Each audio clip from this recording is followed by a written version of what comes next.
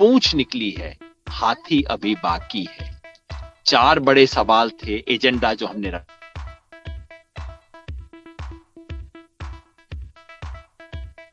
रखी थी। 4 agenda item, तीनों बिल को खारिज करने की प्रक्रिया। दूसरा आइटम था एमएसपी का मैकेनिज्म। इन दोनों जो आंदोलन की सबसे प्रमुख मांग है, इस पे कोई सहमति नहीं बनी है। लेकिन जो 2 माइनर आइटम थे, एक था कि पराली वाले बिल पे किसान को उससे असर से बाहर निकाला जाए, और इलेक्ट्रिसिटी बिल, उसको जो ड्राफ्ट है उस ड्राफ्ट को सरकार बिल ना बनाए। इन दोनों को सरकार ने मान लिया है, ऐसी खबर है। लेकिन एग्जैक्टली मीटिंग में क्या हुआ, हम पूछते हैं कविता कुरुगंती से। कविता कुरुगंती हमारी साथी जो मीटिंग में गई थी, मीटिंग के बाद तुरंत बेंगलोर वापस जाना पड़ रहा है। कविता कुरुगंती इस वक्त हैं और मास्क से उन्होंने अच्छे से अपना चेहरा ढक रखा है, लेकिन फिलहाल हम उसकी आवाज सुनना चाहते हैं और जानना चाहते हैं कविता, मीटिंग में क्या हुआ, अगर आप एजेंडा वाइज हमें बता सकें।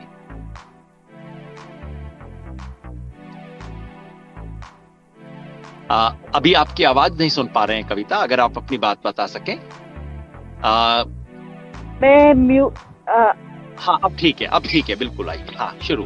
हाँ, तो काफी प्रेडिक्टेबल था, और जैसे आपने उसका वर्णन दिया था वही हुआ कि माइनर 2 डिमांड्स हमारे हैं, जो तीसरा और चौथे एजेंडा आइटम्स हमने रखा था।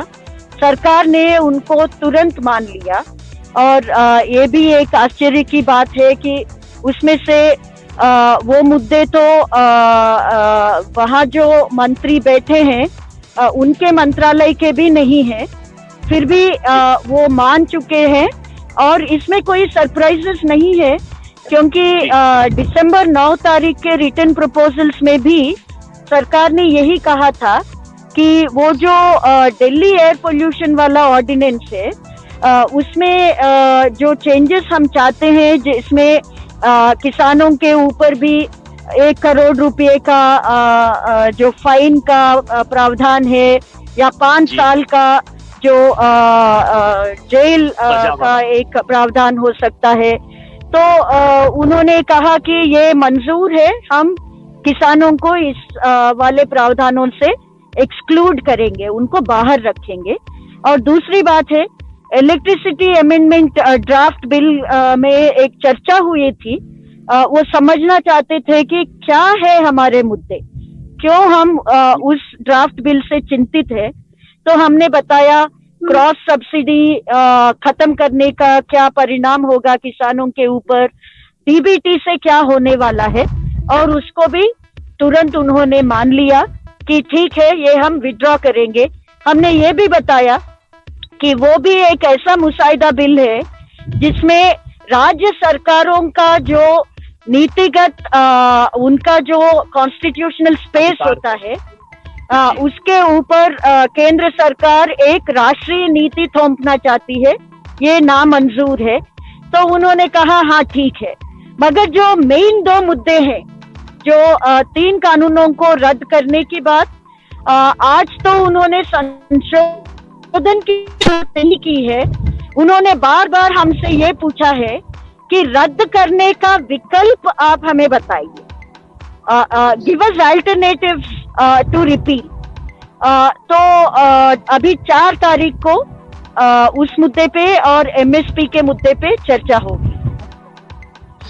थोड़ा सा हमें विस्तार से इन दोनों पे बताइए कि आप बता रही हैं कि जो हमारा सबसे बड़ा और सबसे पहला मुद्दा है, यानी कि तीनों कानूनों को रद्द किया जाए, उस पे सरकार कह रही है कि रद्द छोड़ के आप और कुछ भी सुझाव दीजिए हमारे को। क्या उन्होंने उसका कारण दिया? हमारी तरफ से क्या कहा गया? वो बिल्कुल वही कह रहे हैं कि रद्द के अलावा कुछ और अगर आप चाहते हैं, संशोधन नहीं चाहते हैं, वो बात हमने मान लिया।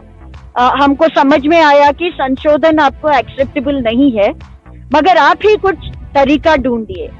तो ये क्लियरली एक मुद्दा ऐसा है जो एक प्रेस्टीज का मुद्दा बन गया है,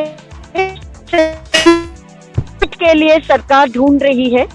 और किसान संगठनों की तरफ से ये बताया गया बार बार कि ये मुद्दा ऐसा बनने की जरूरत ही नहीं है, आखिरकार हम इस देश के सबसे ज्यादा संख्या के नागरिक है और वर्कर्स है, और इसको प्रेस्टीज का मुद्दा बनाना सरकार की कोई आवश्यकता नहीं है, ये समझाया गया। फिर भी मुद्दा यहाँ आके रुक गया है।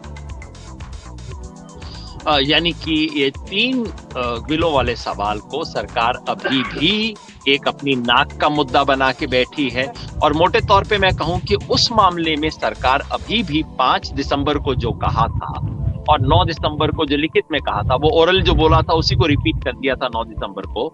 सरकार वहीं की वहीं खड़ी है या 1-2 इंच आगे बढ़ी है? खड़ी तो वही पे है, मगर सरकार को ये भी समझ में आ गया है कि आंदोलन का ताकत बढ़ रहा है और रिपील के अलावा कुछ और पूछा नहीं जा रहा है, इसलिए संशोधन का शब्द और वो रास्ते पे सरकार आज अड़ी नहीं थी। वो रिपील का अल्टरनेटिव्स, रिपील का विकल्प के बारे में हम ही को सोचने के लिए कहा गया था। तो किसान संगठनों ने नेचुरली ये कहा कि रिपील के अलावा कुछ और नहीं हो सकता है। जी जी। और वो जो एमएसपी का सवाल था उसके ऊपर क्या कहा गया सरकार की तरफ से? तो सरकार ने कहा कि आज का जो प्रोक्योरमेंट सिस्टम है, खरीदी सिस्टम जो है, उसके ऊपर तो लिखित आश्वासन हम देंगे, ऐसा हमने ऑलरेडी दिसंबर 9 को ही कहा था, उसके लिए तो तैयार है। मगर जब आप कह रहे हैं कि ये कानूनन हक बनना चाहिए हर एक किसान को, हर एक फसल के लिए, हर एक उत्पादन के लिए, तो उसके लिए तो सरकार को और सोचना पड़ेगा, क्योंकि फाइनेंशियल इम्प्लीकेशंस होंगे इसके।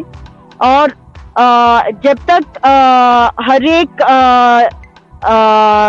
साइड से, हर एक दिशा से इसके बारे में सोचा नहीं जा सकता है, हम कमिट नहीं कर सकते हैं। तो हमने बहुत पॉइंटेडली उनसे पूछा है, आप इन प्रिंसिपल यस बोल रहे हैं क्या?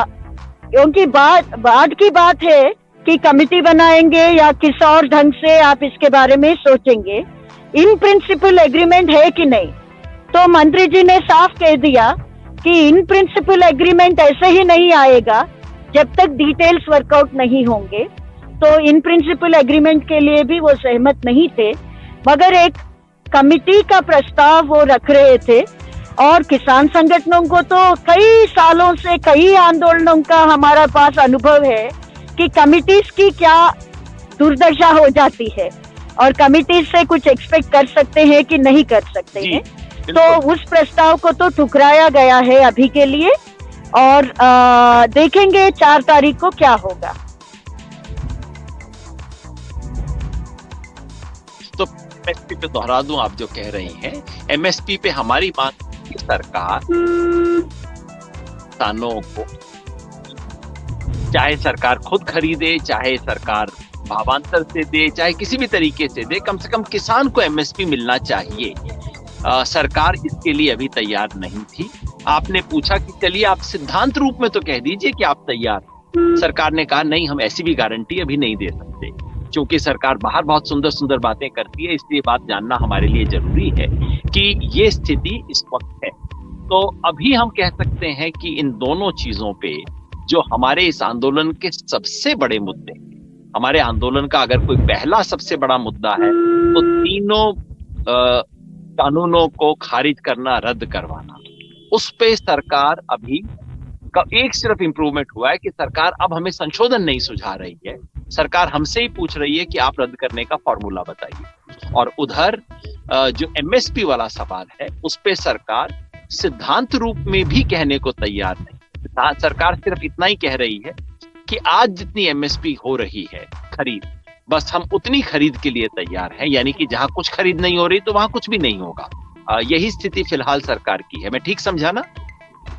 हाँ, रद्द करने के बारे में रिपील के विकल्प बताने के लिए सरकार कह रही है।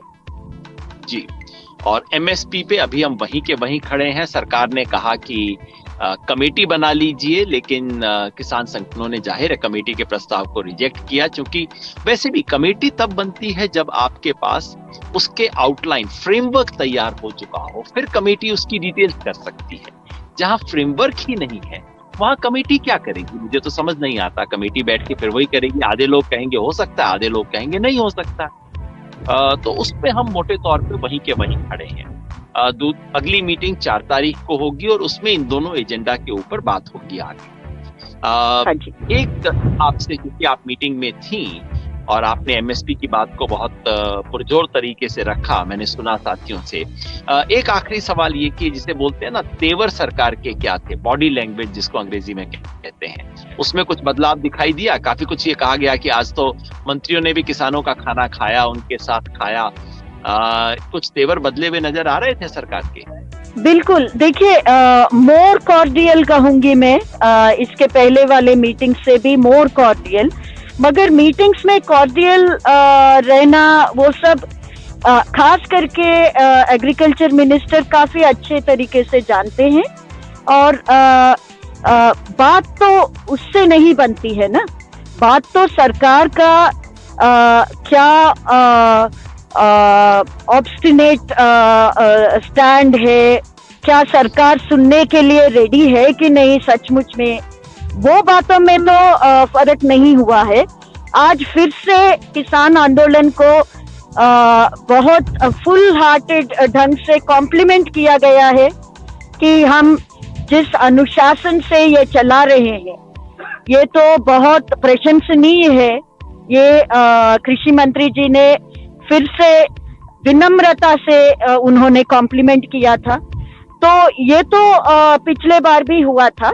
सो the meeting happens in a cordial setting, but the intent to genuinely resolve the issue, वो खास करके हमारे 2 मेन डिमांड्स पे, वो अभी तक नहीं दिखा है। बहुत बहुत शुक्रिया कविता जी, आपको और ज्यादा डिटेल नहीं करूंगा। मैं जानता हूं आप एयरपोर्ट जा रही हैं, वापस आपको बेंगलोर जाना है, परिवार की मेडिकल सिचुएशंस या इलेबोरेट मैं नहीं करूंगा, लेकिन जिस शिद्दत के साथ कविता जी ने इन सवालों को उठाया है और स्पेशली मीटिंग के लिए केवल एक दिन के लिए आई, तो कविता जी आपको तो फिलहाल मैं विदा कहता हूं। बस अपनी तरफ से सिर्फ समराइज कर दूं मैं हमारे सब साथियों के, जो कविता बता रही थी कि सरकार के तेवर जो थे वो बदले हुए थे। सरकार इस वक्त तेवर में ढीली थी, शब्द बड़े मीठे थे, लेकिन शब्दों की मिठास से ये न निष्कर्ष निकालें कि सरकार का रवैया बदल गया है, क्योंकि सरकारों का रवैया उस चीज से तय होता है जो वो लिख कर देने को तैयार हैं। और जो हमारे 2 असली मुद्दे हैं उस पे सरकार वहीं की वहीं अड़ी हुई है, और वही मुद्दे हैं जिनको सोच के, जिनके बारे में सुन के, जिनसे उत्तेजित होके, जिनसे दुखी होके लाखों किसान आज दिल्ली में हैं।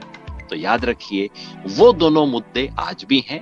हाँ, मुझे ये जरूर पता लगा कि किसान संगठनों की तरफ से एक कॉल जो कल के लिए दिया गया था, हमने, आपको ध्यान होगा, कॉल दिया था कि पहले दिया था 30 तारीख को, बाद में दिया था 31 तारीख के लिए। कहा था कि यदि आज की मीटिंग में कुछ भी प्रोग्रेस नहीं होता तो फिर कल हम जो केएमपी एक्सप्रेस हाईवे है उसके ऊपर मार्च करना शुरू करेंगे। अभी मुझे खबर मिली है थोड़ी देर पहले, अपुष्ट है क्योंकि औपचारिक रूप से अभी बैठक हमारी बातचीत नहीं हुई है, लेकिन अभी खबर मिली है कि उस मार्च को पोस्टपोन कर दिया गया है। तो किसान कुल मिला के कह रहे हैं कि हम छोटे से छोटे जेस्चर का भी सम्मान करेंगे, सरकार छोटी से छोटी चीज कुछ करती है उसका भी हम स्वागत करेंगे, लेकिन सरकार तो आगे बढ़े, सरकार असली मुद्दे को करे। मैं फिर दोहराऊंगा कि आज कविता जी ने बताया कि आज दोबारा कृषि मंत्री जी ने कहा कि किसान आप बहुत अनुशासित तरीके से बहुत अच्छा आंदोलन चला रहे हैं। पिछली बार भी ऐसा कहा था और उसके बाद बीजेपी के तमाम लोगों ने हम पे तोहमत लगानी शुरू कर दी थी। आज फर्क ये हुआ है कि आज कृषि मंत्री जी ने बाहर आके प्रेस के सामने भी ये कहा कि किसान बहुत अच्छा आंदोलन चला रहे हैं, बहुत अनुशासित तरीके से चला रहे हैं, हम उसका सम्मान करते हैं। तो मेरी उम्मीद है कि सम्मान इतना तो करेंगे कि कल से गालियां पड़नी बंद हो जाएंगी, कल से तोहमत लगनी बंद हो जाएगी, कल से देशद्रोही, खालिस्तानी, पाकिस्तानी, चाइनीज, पार्टी वाले, बदमाश, लेफ्टिस्ट, माओइस्ट, ये सब कहना बंद कर दिया जाएगा। उम्मीद करनी चाहिए। छोटा सा बदलाव हुआ है, इसका स्वागत करना चाहिए। मैं स्वागत करता हूं क्योंकि पूंछ भी अगर निकली है तो चलिए एक रास्ता तो बना है, हो सकता है जिस रास्ते से पूंछ निकली हो उससे बाद में हाथी भी निकल जाए।